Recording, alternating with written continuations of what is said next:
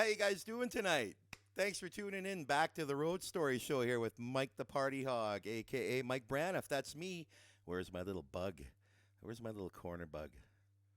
Look at that. Let's put it on that side tonight. How you guys doing? Thanks for tuning in. Welcome to another show here on a Monday night. And I hope you all had a great weekend. I was playing outside this Saturday night, and I don't know if anybody saw the picture. You can see it on my page, but I look like quite the garden gnome there. And look at this. I've got new front lighting, so I'm not so red and blotchy like Benji from the Stern Show. Anyway, welcome to the official Party Hog Road Story Show. Hey, awesome. Brought to you by Fortification Security Solutions. If you need to get into your if you've locked yourself out of your house, your car, your garage, your security box, anything like that, Fort's the guy to call. Fort's the guy to call for just about any reason at all, because he's such a nice guy, and he'll come out and get you all set up there. Any security solutions that you need besides locksmithing, he will take care of you. His name is Fort C. McMurray. That's his real name, folks. He's got business cards to prove it, even a driver's license as well, too, that'll prove it. So if you need anything, we'd like to thank him for sponsoring the show yet again this week. Cheers to you, buddy. He was there Saturday night watching me play. I even got him up to sing a couple of tunes. So if you're nice, he might sing to you while he's fixing stuff for you. Hey, he's the man. Thanks again, Fort. Appreciate it. All right, well, should we get along with the show here?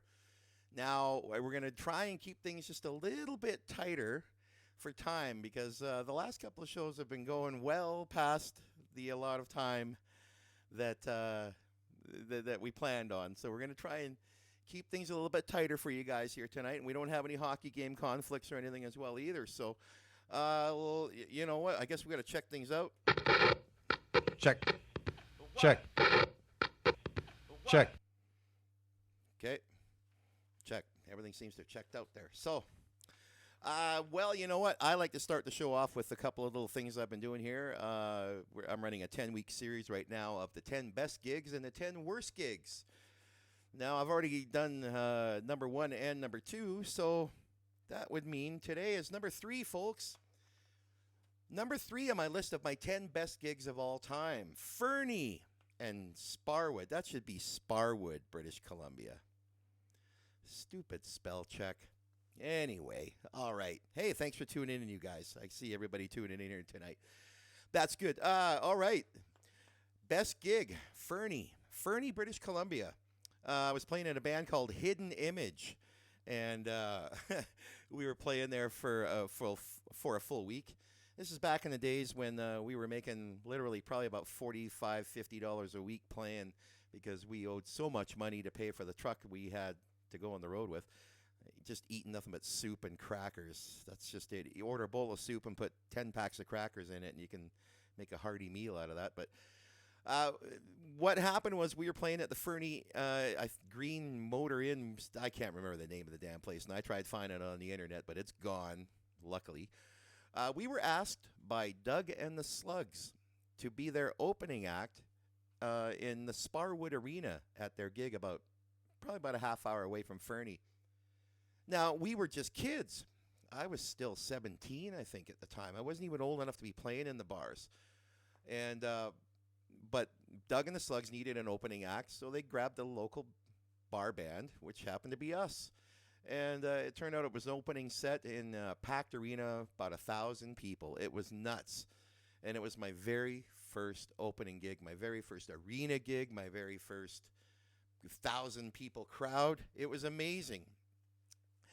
I was getting into it, and I was playing rhythm guitar and being the lead singer in the band, and I was about, 3 songs in, and I've got my guitar out, and I'm just playing the shit out of my guitar as good as I can. I'm rocking as hard as I can. I'm on top of the world. I'm finally a rock star.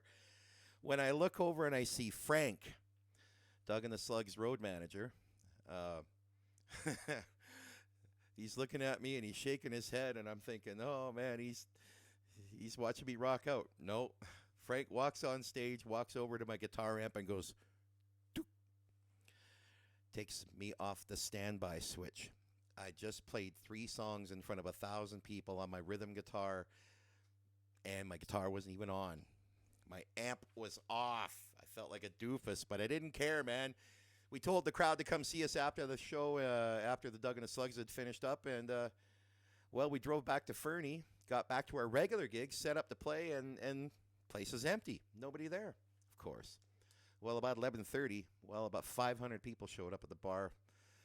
And I think we played our big song at the time. We were doing Hot Girls in Love by Loverboy was our biggest tune that we did. So anyway, oh boy, you know. What the hell do you think you're doing? That's right. Playing that song, I know. Anyway, on to the worst gig now. Let's get into this. The top 10 worst gigs of all time. Number 3, CHETWYND, British Columbia. Again, still sticking to the soup and cracker diet from 1983 there. We had a sound man who was traveling with his lovely wife, and his name was, I'm just going to go with his nickname. His nickname was Beaker. And Beaker had just bought a brand new truck and a brand new PA and a brand new light show and invested a lot of money in it. There was only one problem. He wasn't as adept at working the gear as, I'm being polite. He's not watching the show. Let's just say it. He was awful. Anyway, so after him dropping 50 grand or whatever on all this equipment, he came on the road with us, and we couldn't work with the guy. It was just brutal. Every night was just worse than the next. So we had to fire him. We gave him his 2 weeks' notice while we were playing in CHETWYND at the hotel.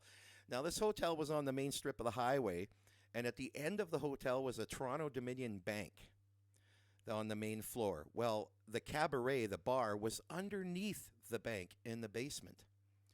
So we would be down there playing away underneath the bank. Well, Beaker was not too happy about being fired. That's for sure. So we were about to start our second set that night, and another Loverboy song. We were going to play Workin' for the Weekend as our first song. That 3 cowbells and boom, off we go, right? Well, we used to let flash pots go off in the bar, and there was Beaker. I watched him, and he's filling up. He's filling it up. He's got the gunpowder out, and he's putting it in the MJB coffee can, and I see him dumping a little bit and a little bit more. Then he goes like that, and I realized he's trying to blow us up. Little pecker's trying to blow us up here. Well, we all get tuned up and everything, and then we go to start our second set. And well, I'm nowhere near the stage. I'm hiding behind the PA system. And our bass player John looks at me and he goes, "Beef." That was my old nickname then. He goes, "Beef, you're not scared of a little flash pot, are you?" I said, "John, you didn't see how much he put in there. He's trying to blow us up." And he laughs. He goes, yeah, this will be a good one then, eh?" He had no idea. Timmy, our drummer, starts the song, the 3 cowbells, dook, dook, dook, boom. And off goes this bomb inside the bar on the stage. Blew Brian McConkey, our keyboard player, blew him clear off the stage. Blew Tim, our drummer, right off his drum throne, right off the stage as well, too. And poor John and Rob, the 2 guitar players who were standing at the front of the stage, are kind of looking around, wondering where their eyebrows and some of their hair went. Meanwhile, I look out after the bomb goes off, the flash pot goes out, and I see 11 ceiling tiles. We counted them. 11 of the ceiling tiles, the drop ceiling, had completely blown apart, insulation falling down, and everybody in the bar is underneath their table, and they're just starting to crawl up and come out and take a look like, what the hell happened? Well, sure enough, 3 minutes later, every single RCMP officer in CHETWYND area showed up at the hotel, guns drawn. They thought we'd set off the alarm in the bank upstairs. They thought the bank was being robbed. And when they showed up at the hotel, they saw smoke filing out of the basement bar out the front door of the hotel. Well, that was about a minute later when the fire department showed up as well, too. So we had the RCMP guns drawn, thinking the place is being robbed, and the fire department shows up thinking the hotel's on fire, but all it is all of us pointing at our sound man Beaker going, he did it. He did it. He blew us up, man. So anyway, that explains one of my worst gigs of all time. I got another story to go along with that involved my 18th birthday and something to do with the bar next door. But, well, I'll leave that for another day. Anyway, there we go. Thank you very much for listening to my top 10 list there. And, you know, I hope you like that. Just blowing shit up. That's what we like to do back then, didn't we? So, all right, checking in. We got some people coming in and saying hi. Well, you know what? What I'm going to do here, I am going to get things crazy and ready here. I am so pumped and so stoked to have my next guest here. Okay. I'm going to give you a quick introduction before I bring in, but there is no quick introduction with this lady because the list that she has is insane here. Where to start the list is so long here. I've got it. It says here that she came from a musical family, grew up in Coaldale, Alberta, and one of her first bands was called Dickens, which became Jenson Interceptor, and they had their self-titled debut, which was released in 1980.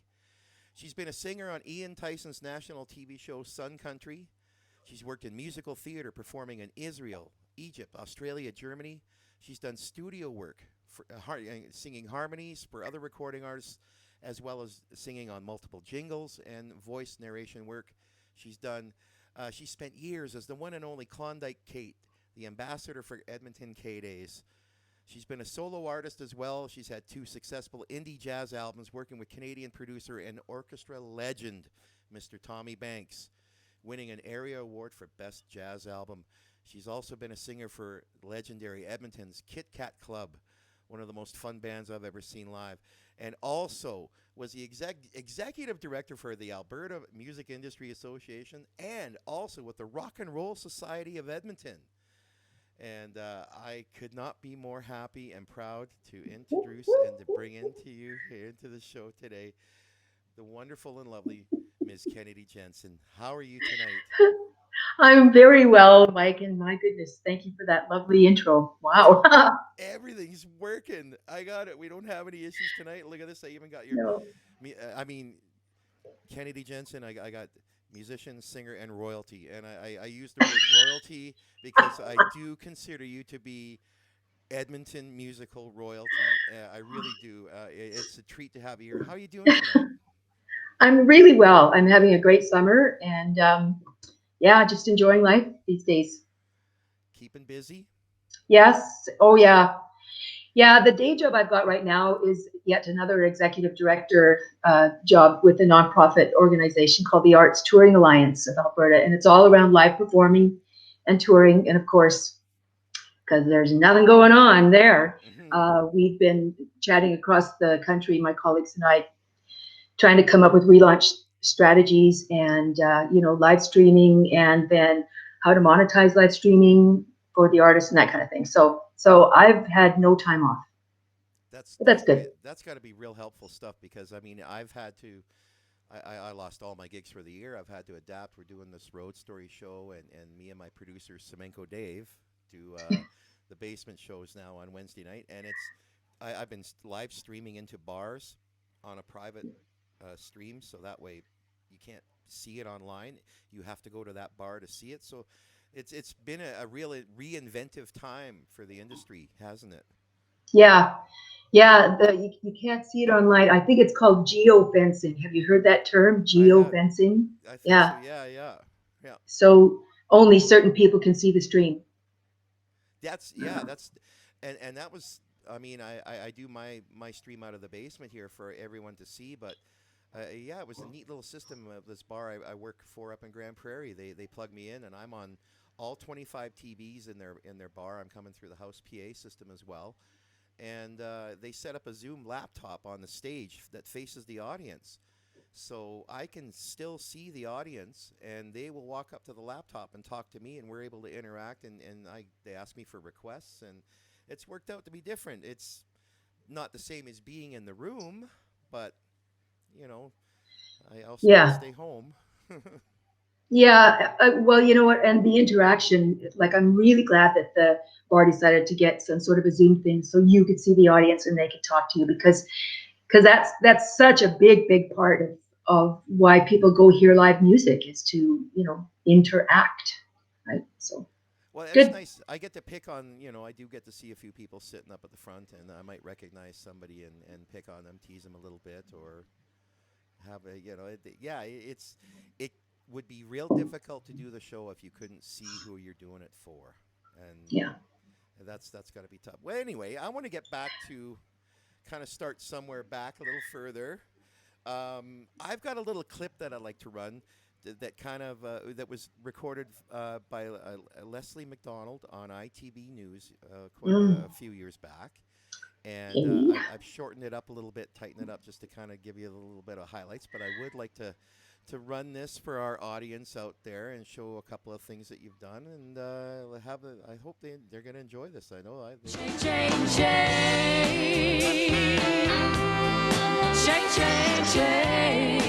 They are sirens of the 60s. And when they play this Edmonton hotspot, the place really rocks.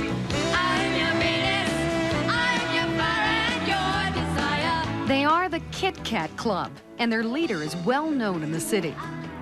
By the time she was 23, Kennedy was touring Canada with her brother's band, Jenson Interceptor. Kennedy developed a reputation as a versatile performer who could sing anything, from country as a backup singer to Ian Tyson, Keep my eyes on tomorrow.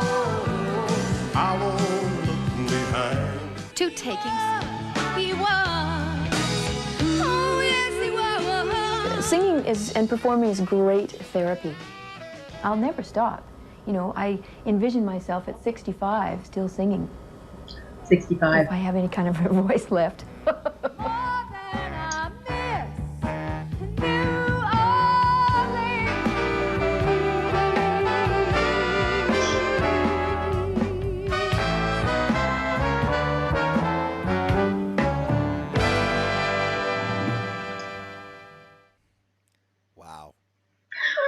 Wow, that's amazing. Isn't that great to have like old pieces of footage like that kicking around?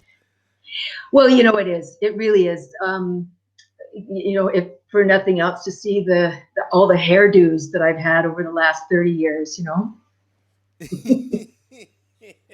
What? Well, well, yeah. I mean, I think your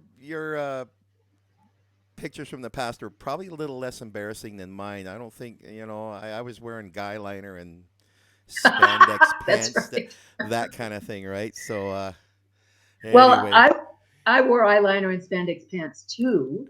So there, Mike, we've got something in common.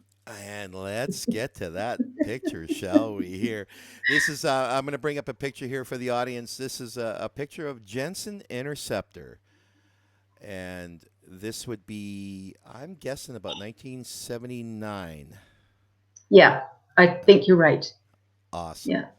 Yeah. It was taken in Sundown Recording Studio, in one of their, not really an isolation booth, but it was a room especially for the grand piano.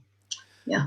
Now this was another picture as well too. I just love this. I mean, this is. I stared at this picture for I don't know how long today, and I don't know if some people might see at the bottom there. Ross McKenzie as well too was your personal management, Right. and signed by the records there. Now I do have a clip I'd like to play of a song from the Jenson Interceptor the debut album, and let's run that right now. Now, before I used to hear this song a lot on Radio NL and Kamloops when I was growing up. That's why I'm kind of partial to be showing this, but I'm going to throw this one up for everybody. You're my friend, you keep me going, you make me see where I went wrong, you make me laugh when things just don't seem funny, things aren't funny anymore.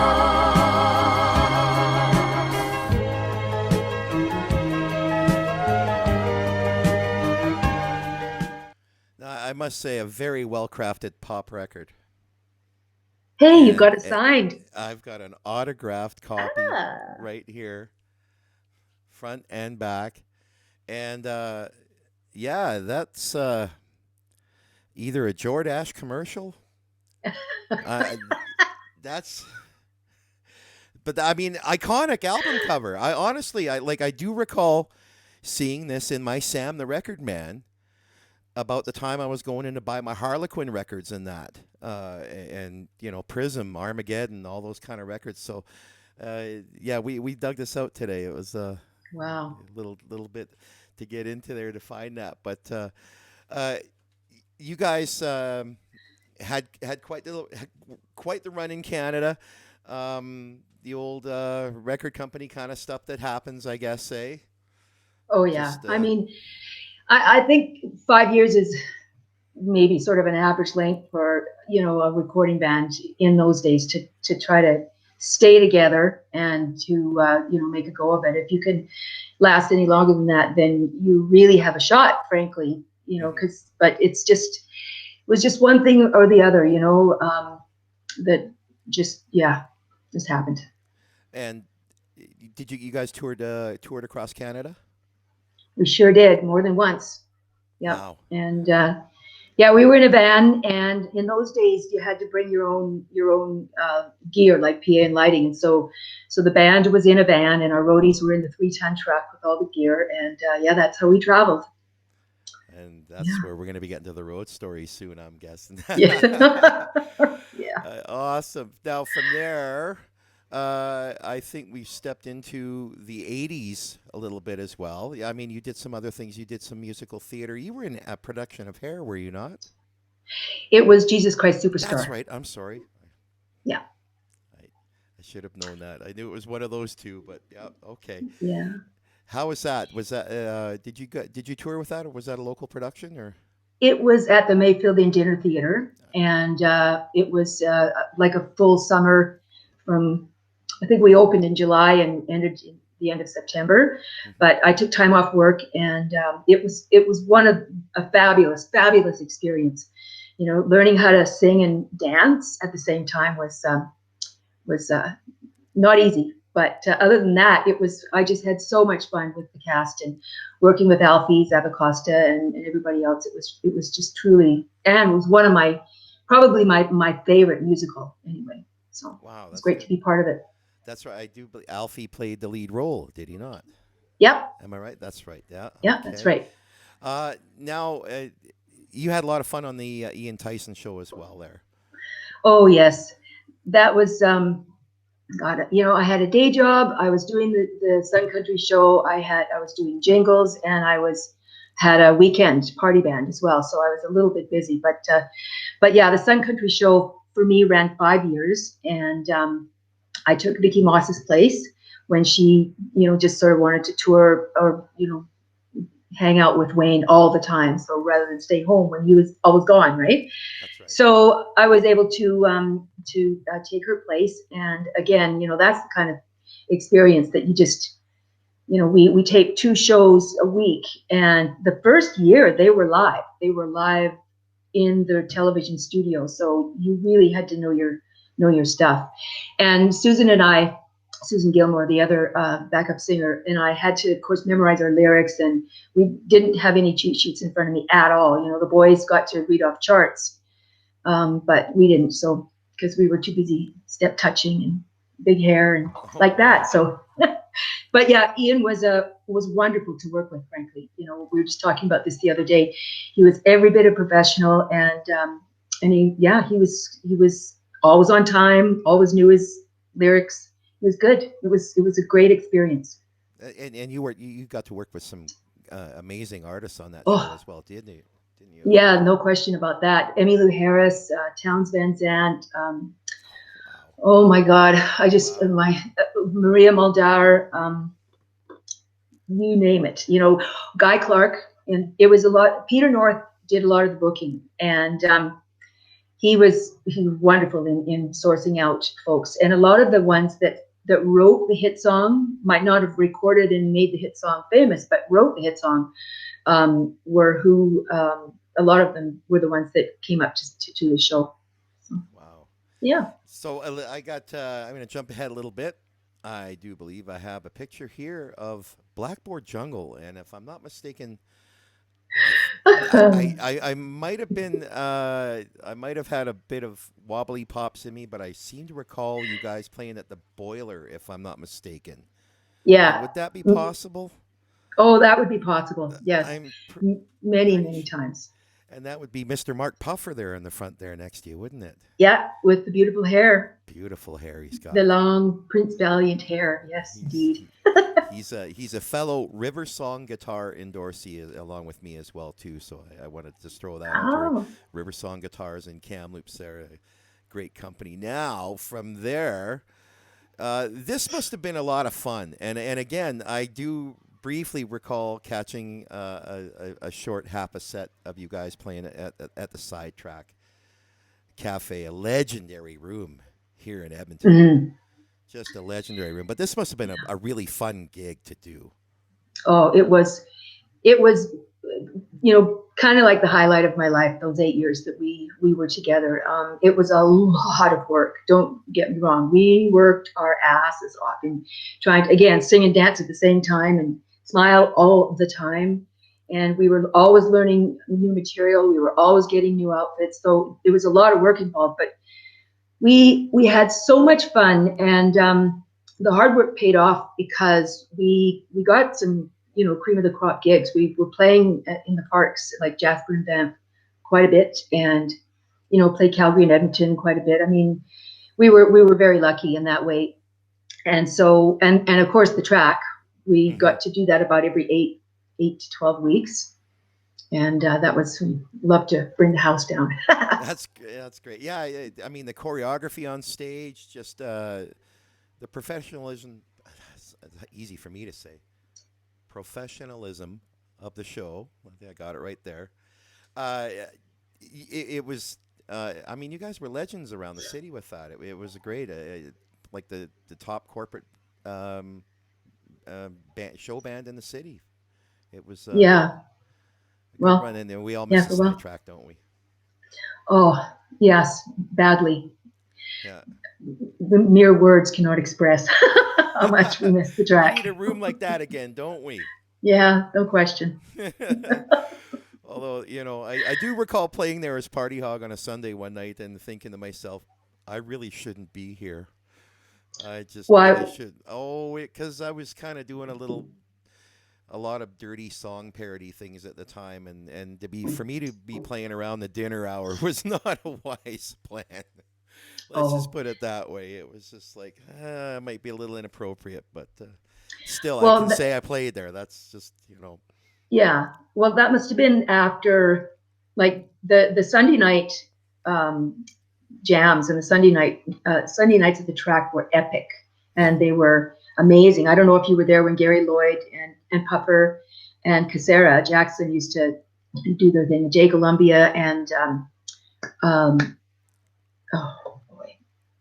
Paul and Donovan. Like, there was a bunch of them. Very funny, very, very funny people. And the place was packed, more full on Sunday night than sometimes even a Saturday. It's crazy. That's right. Paul and Donovan. That's right. Atomic Improv guys. That's right. Yeah. That's right. Yeah. Jim Jerome. That's the other guy. Jim Jerome. Yes. That's right. Yes. Okay. There we yes. go. I heard that from upstairs. Yeah. And Atomic Improv, I've got a great story about those guys. They probably don't want me to tell, but I'll save that for another time too. Anyway, we've kind of got caught up a little bit to sort of modern days, but I need to get to the road stories with you, because I just know that I'm dying to hear what is the best gig you've ever played. I'm so curious about what this one could be. Yeah, that's a really tough one because there are so many. I've been blessed by having lots of wonderful gigs, but I have to say, being featured with the Edmonton Symphony Orchestra is probably a highlight, because I was working with Tommy, and I incorporated a little bit of the Kit Kat girls because they were singing some backup harmonies with me, and I had Charlotte come out from Jenson Interceptor and play Tiny Thing, and then I went up front with the other two flautists from the symphony. We played the flute part, so I was able to incorporate my three sort of most sort of memorable projects together for 3 days, and it was wonderful. That's got to be very fulfilling, and to hear something you've recorded, played with the orchestra. Oh yeah, we had people Performing with that crying. sound, yeah. Yeah, we had people crying in the front row, like so loud that I'm, I don't know, like this, but anyway, it was Well, good. people cry at my shows, but for other reasons. So, like, can we leave now? No, you must stay. You must stay. So and working with the legendary Tommy Banks. I mean, if there was a Mount Rushmore of music in Alberta, hard not to put him as in the George Washington position on that. Yeah, you got that right. I wanted him to produce my albums, and of course, how do you make that phone call, right? I mean, I guess I've been introduced to him before, so I wrote down a script, and I phoned him, and I read my script, and asked him if he'd be interested in producing, and he said, "I'd be delighted." Oh. And I just about dropped the phone, like without hesitation. He said he'd just be delighted to do that. So it started a great relationship. That was in 1994, and after the two albums were done, I mean, we gigged together, in all kinds of different things. The Yardbird Suite, we actually went to Winnipeg to perform with the Winnipeg Symphony there, all over. So. And really, I mean, not only was he like a really accomplished pianist, but he was the best accompanist that I'd ever worked with too. And there are a lot of great piano players out there, but they're maybe not listening to the soloist like they should be. They're more interested in playing too many notes or something. But so anyway, Tommy made me sing better because I didn't have to worry about if he was going to hit the coda or not, or take the second ending. You know what I mean? So I could just relax and just, focus on my performance. So it was amazing. Working with him just gives you that air of confidence that you just have to sing. You don't have to worry too much about everybody else, anything going on. It's just wow. Yeah, it was wonderful. I mean, that's my old guitar player was in my second show. He wrote a piece for his final musical grade at the university in BC there, and to have it played back for him by the symphony, he said as well, was just one of the greatest musical moments of his life to hear. Yeah. The symphony playing your music. It's really something. It's that's got. It's a true wall of sound, and it's not like Marshall amplifiers stacked up. Right? It's not like that. Yeah, and you've heard a lot of those, I'm guessing. Kind of, sorta. Yes. Kind of, sorta. Yes. Your late brother Doug was one of the most respected guitar players in this city, and heavily influenced a few guys that I've worked with over my career as well too. And what a sound! What a sound! He really did. Back in the day when we worked together, guys would come up to him and ask him, so what toys do you have? Like what pedals and what do you have? And he said, I don't have anything. I have my my Leslie and my stack here and my wah wah or whatever it was. And they thought he was lying. Like they thought he had something around the corner or something like that. But no, he just had his own way of making it work for him. Yeah, I do recall I was working in a recording studio in Edmonton on a recording project, and he was asked to come in and lay a couple of guitar tracks down. He brought his rig in, and I just, is this stuff going to work? Like, wow. It's old. Like, I mean, I was working at a music store here in town at the time, and I was thinking, it's all the new gear, and yeah, he brings in all this relic gear. I'm like, okay, and then he turned everything on, and it just went, made this, this sound. But boy, when that Leslie kicked in, it was just chills. Yeah. I recall sitting in the engineering room watching a local Edmonton musician. Totally fanboy all over him. He just could not believe he was so. It was neat for me because I'd been in that position to be a fanboy of this particular musician, and to see him doing that to one of his peers was a real special moment for me to see all that happen. Wow. He was a real nice, real sweet man. I am going to move on to now. Let's flip the pancake here, okay? What could possibly be the worst gig that you've ever played? Well, that in itself is also, that was difficult for me to come up with some, and or one actually, because I have a few. I have a Kit Kat gig that I'm going to save for the craziest gig because it's up there with the worst. But I'm going to tell you that a few people out there know that I for a while there I was a singing telegram. And yes, I wore a red pillbox hat and a red A-line skirt and a blazer with the treble clef and a staff on it, and I had white gloves and a silver tray. Oh boy! And for $10 each thing, I'd drive to some place and, your sister Rose is dead. Actually, no, sorry, Rosemary, not you.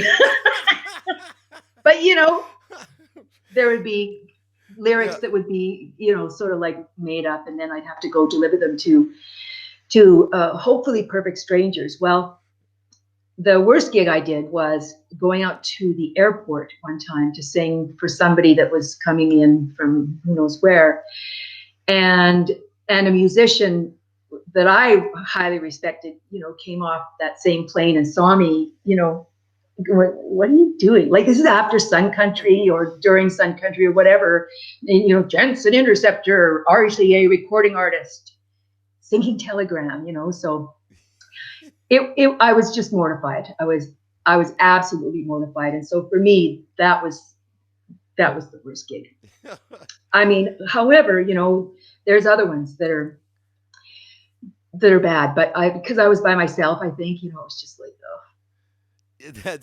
That feeling when you go back to the car after it didn't go too well or anything like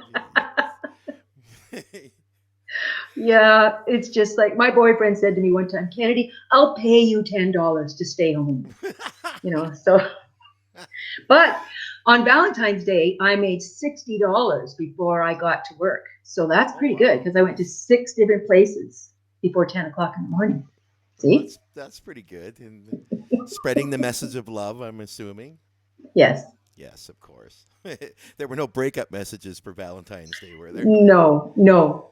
Sorry, no, Tony, fortunately. you're a clown. Yeah, I know. I am moving out of town. Oh, boy. So I guess that would lead us to the craziest road story that you've got. The craziest road story. Okay, so I have a craziest road story, but I'm going to also give you a craziest Kit Kat story too. Do you mind if I hurriedly do two? No, absolutely. Okay. Bring them both. That's good. So the road story was with Valhalla, which was the first incarnation of Jenson. It went Valhalla, Dickens, and then Jenson Interceptor. And we had gotten a gig in Hay River in the Northwest Territories, playing a high school graduation. Followed the next night, that was the Friday night, followed the next night in Rainbow Lake, which is, in the middle of nowhere, west of High Level, the next night. So, our agent in those days, thank God we were in our 20s, because he just said, if it's physically possible for you to get there, you do the gigs. Like, you don't have to worry about sleeping, just drive. Yeah. So we did. We were like, oh, okay, Danny, we'll do it. So we head out and we do the graduation in Hay River, and nobody came. Oh no. Well, except for the teachers. And so that's all right, whatever, we were more of like an art rock project anyway, so the teachers would have enjoyed us more than the kids anyway. The kids were having a bush party, eh? Exactly. Oh boy. And of course it was June, right? So in Hay River it's like light. So anyway, we load up the van and the 3-ton, and we get in, and as it turns out, our battery not only was dead in the 3-ton, but it was leaking acid all over the place. So I think one of the teachers was still at the school, and so he phoned the guy who owns the gas station, the service station, of course, was in bed, and got him out of bed. And so he managed to, sell us a new battery, and we were on our way. So we drove all night. Oh, first of all, before we left, Doug, we'd heard on the radio that there was, torrential rainstorm in High Level and Rainbow Lake and stuff like that. So Doug phoned the guy, and it was a lumber camp, I think. It was like a camp we were playing. And he phoned the guy and he said, like, can we get there? He goes, well, the road could be washed out in a couple of places, but he said there's going to be a lot of really disappointed, lumberjacks if you guys don't show up. Oh no. Right? So we drive, and we make it to High Level, and that was 9 hours. And we ran into Tukoi Ride, which was kind of nice. Yeah. And, another band from Edmonton, and said hi to them and all that stuff. And so then we proceeded west to Rainbow Lake, and really, I'm telling you, the roads there was a combination of some of the roads had dried, and there were big potholes in the road, and then others places where it had washed away. And I was in the 3-ton with Lyle McLennan, and the rest of the band was in the van in front of us, and we saw the van just sort of slide off the road. But then, thanks to Doug's driving and God's good grace, we got back on the road. But our gear was, I remember our drummer didn't have proper trap cases, and his cymbal his hi-hat was just like crunched because we hit a bunch of really bad potholes. But we made it to the gig. We made it there by, I think, about 2 p.m, and set up, did the check, and then went to sleep for a couple of hours, or 3 hours, and then got up and did the gig, and then we drove home. Oh my So God. yeah, I know. Crazy. Like, what did they? I remember I had a booking agent. He used to call it he'd look at a map and he would call it the Star of David tour. Yeah. Oh yeah. Start here, go there, go back there, then go there, then go back, then up, then down again. It just crazy tour. And Rainbow Lake. Oh my. I know. I played there about 10 years ago, and I thought Rainbow Lake. I like to Google things and find out a little bit of the city history, and damned if Rainbow Lake wasn't even a town, and I was born before Rainbow Lake was made. Well, that really just kind of threw me off. Like, what? Yeah. I'm older than Rainbow Lake. Yeah. Nuts. So can I tell you my craziest Kit Kat? Yes, absolutely. At least it's one that I can, put in a package, because there's so many. And so, like, I'd have to have the other girls here because Sarah and Debbie to, like, give it the full impact. However, they've helped me with this one. So we were an 8-piece band. We had five musicians, and then the 3 of us girls up front, and we were dressed like go-go tarts, right? Mini skirts and false eyelashes and that kind of thing, as the picture depicts. Our agent had suggested that if we had some recorded backing tracks done, that the 3 of us girls could go and sing the tracks for like a 45-minute after dinner show and make a bunch of money. So we did do that, and it was good money, but the gigs were, they were uncomfortable most of the time. Which led to a lot of martinis afterwards. But nonetheless, this one time we had been asked to perform at the when the municipal airport was kind of turned into a raceway. It wasn't the Grand Prix things that the big ones that were there, but this was like a car rally or somewhere else. So we were asked to perform after it was over and after they handed out the trophies. So we started right after they handed out the trophies. And as soon as we started, everybody in the grandstands left. They just left. It was like coffee is served on the Lido deck, you know, and it was just. So, you know, we're up there dancing, and I think we went 15 minutes, and then we pulled the plug. So we were, I mean, it was whatever, but we played in the food court one Saturday afternoon, and there was nobody there too, and looking like how we look. Anyway, back to the raceway. So we are done, and we did want to go for dinner afterwards, so we needed a place to change, and so we just sort of snuck over to the Edmonton Inn, and I thought, well, we'll just change in the bathrooms. So we walk in, and we walk right through a receiving line of a Muslim wedding. Yeah, and you know, looking like three hooers. Oh no! Yeah,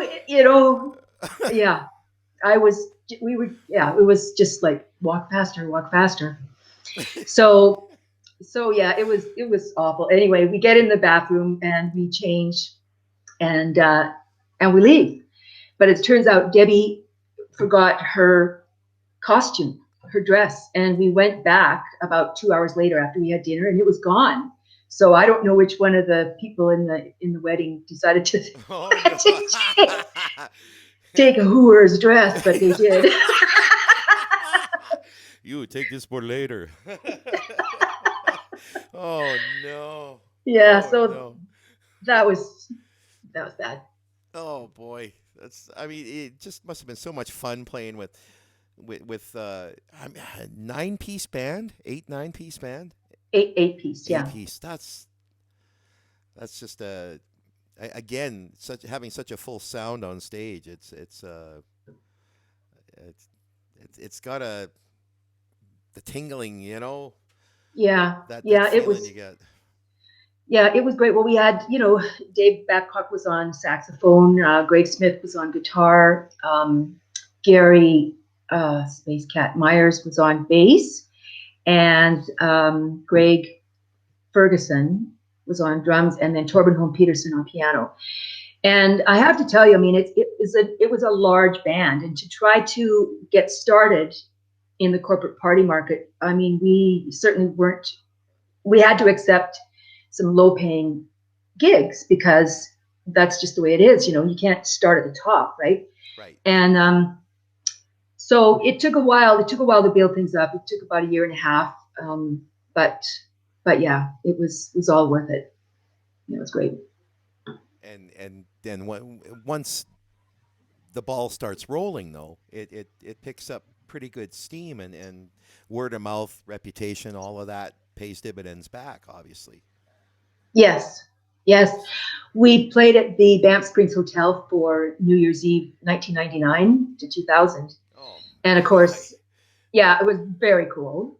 There were 3 ballrooms that had other band, like there was 3 bands playing in 3 ballrooms. And then I think Amos Garrett was downstairs in the lounge, and it was crazy. It was wonderful. Actually, I know we're coming close to the end, but I have to tell you one more crazy little story. Oh. Here, so. Hang on, just lost you for a second. I'm going to bring right back in. There we go. Sorry. Oh, can I hear you? Yeah. Oh, yeah. Okay, there we go. Yeah, I'm just going to bring it back up there. There we go. Sorry about that. Yeah, it just popped up for a second. We're still no good worries. To go. That's okay. So we are, the place is full of people, and mostly Americans, frankly, all in their Hudson Bay coats. It was +3 on New Year's Eve day, and of course they had to make sure that they were ready for this Canadian winter. I thought I got a kick out of that. So anyway, we are during a break. I think it's the second break. I'm writing checks, so I'm not part of this conversation. But apparently, there was this young, university group of boys that were hitting on Casera and Debbie, and they said, "You got to come up to our room after the gig. You can have anything you want. It's going to be a great party. You can have champagne, you can have martinis, you can have anything you want." He says, "I've got my dad's credit card." And without missing a beat, Casera says, "Well, I'd like to meet your dad." So anyway, I thought that was very funny.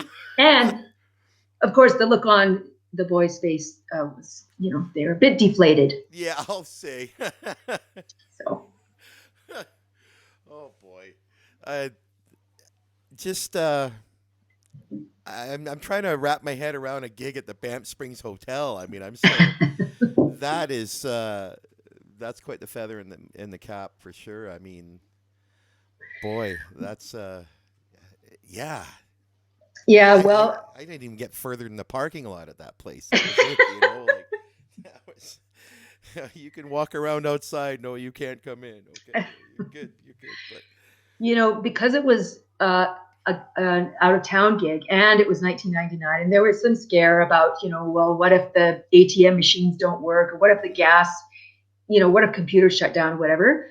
So Doug was coaching me, and he said, get some cash, get a bunch of cash, if you have to pay cash for gas. And what else did he say? Make sure you got your checkbook, obviously, and he said he had an extra generator in case I needed it when I got home. There was no heat, but yeah, I mean, we were fine. Everything was fine, and obviously nothing happened at midnight. Yeah, that was the big scary. Yeah, I recall. Mm-hmm. We thought it was over, didn't we? And it came and went. We're like, we're all still here. What's going on? We're still here. Yeah, it's good. Well, it's been a real treat for me to have you here on the show here tonight, and I want to say hello to your husband Matthew Walker as well too. He's an excellent singer, exceptional drummer. Still occasionally play a CD because it is in my playlist. Hey, so cool. He'll be happy to hear that. And yeah. So what's new? What's new? What's next? What's next for you? Any plans?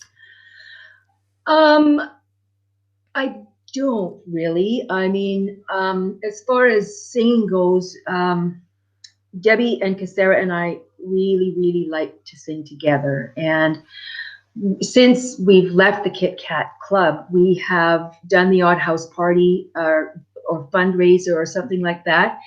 And I can imagine that we would do more of those in the future. And I still do the odd Klondike Kate gig because I can still fit into my outfit, so I can do that. And the odd jazz gig. So I mean, I haven't really got any set plans to do anything, but those three options are still kind of there. So well, it's good to know you're still singing. That's yeah. what I was hoping to hear, that you're still singing. Oh yeah. That's good. Yeah. Yeah, my personal story with you is we'll leave all the shenanigan out of it, but I do recall there was a moment when you walked into your kitchen, opened up your freezer, pulled out a bottle of Jack Daniels and plunked it on the kitchen table, and we had a couple of drinks together. And kind of shit went, hey, okay, sure, okay. Well, it's good that way. If you want to make a Manhattan and not put ice cubes in the drink that waters it down, throw your Jack in the freezer. And actually, I have my bottle of gin in the freezer as well because for martinis. So. Well, that's one thing I did learn from you, because I pretty much have kept all my booze in the freezer after that. I mean, I don't know why I right? thought of that before. Yeah, it's like all my booze. Anyway. Thank you so much for coming on the show here tonight. It's been a real treat, an honor for me to have you as a guest. I still can't believe that you said yes to doing this show, honestly. And I hold you in very high regard in the city. Like I said, Edmonton musical royalty. So it's been a real honor for me to have you on the show here today and to share some stories. I'm very, very honored to have you. Thank you. Well, it was my pleasure, Mike, and I'm glad you're doing this. This is terrific. So it's every Monday night. Is that correct? Every Monday at 8 o'clock. I supposedly next Monday night I have Mr. Henry Small booked for the show, who used to sing in Cannonball, Scrubble O'Kane here around Edmonton, and also joined Prism, released 2 US records, and also sang in the John Entwistle Band. And I can't wait for him to tell the story of his first day at John Entwistle's castle when the first day in England that he joined the band, it was Ringo Starr's wife's birthday party. So there was Ringo Starr, Jeff Beck, Eric Clapton, Ronnie Wood, all hanging around, and it's like, you know. And he's got Barbara, the picture to prove it. And Barbara, and Barbara Bach, her a Bond birthday, girl. yeah. So he's got the picture. I'm going to try and get him to dig that up next week. But yeah, we're doing this, going to stick with this for every Monday. Got a couple more weeks of the basement show to go yet here, and still just trying to keep viable, keep visible, keep the show rolling along here until we get some kind of thing. Luckily, I've been able to do some private shows, a few backyard parties and that. But we've only got about 6 weeks of outdoor weather left, and then everything's going to be back to going indoor. So hopefully we'll see what transpires when we get there. But in the meantime, having fun doing this kind of stuff, and it's been nice. The guests have been real gracious to come on the show like you and give me another outlet to babble for more than an hour. I like to talk. All right. So, Ms. Kennedy Jenson, thank you very much for coming on the show here today. I'll let you go here. Okay. Thank you so much. And right. You carry on. We'll see you again very soon, I hope. Yes, indeed. Thanks again, Mike. All right. You take care. Bye-bye. Okay. Thank you very much. Bye. Good night. Oh, man. How lucky am I? Like, are you kidding me? Ms. Kennedy Jenson. I don't even know what to say. Jesus. Again, I was going to tell another road story at the end of the show, like I planned the last 3 weeks here, but I'm going to stop it right there because I'm coming up on 1 hour, and then that way I can say I kept this show to at least under an hour. But again, thanks to Kennedy for coming on the show tonight. Truly, I do truly believe Edmonton musical royalty, and I've never been so nervous for a guest yet. And anyway, thanks again for tuning in tonight. I'd like to remind you all, I got to cover this up here and take that up to check out Fortification Security Solutions.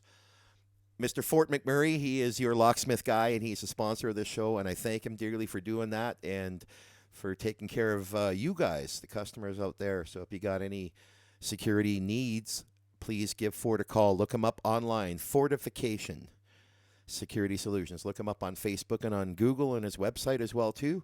Thanks to Fort.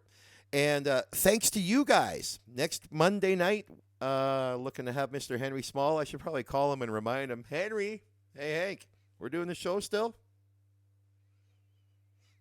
Hope so.